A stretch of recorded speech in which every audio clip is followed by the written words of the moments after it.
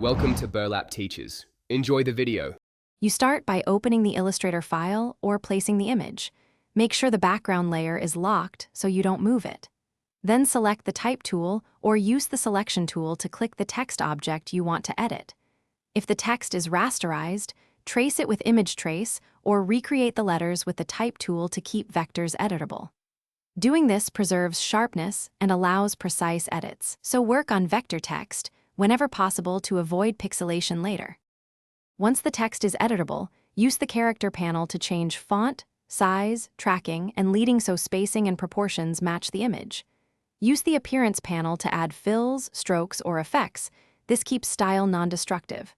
If the text must sit inside shapes, create clipping masks or compound paths.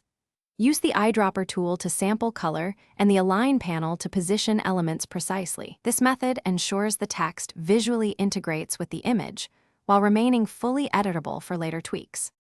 To finish, double-check spelling and alignment, then outline the type only if you need fixed shapes for printing or sharing, otherwise keep live type for edits. Export using the correct format and resolution for your output. Use SVG for web vectors or PNG at 300 ppi for raster needs.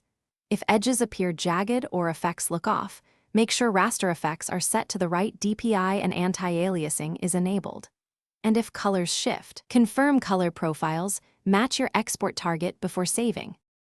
Thanks for watching. Consider subscribing if this video helped you.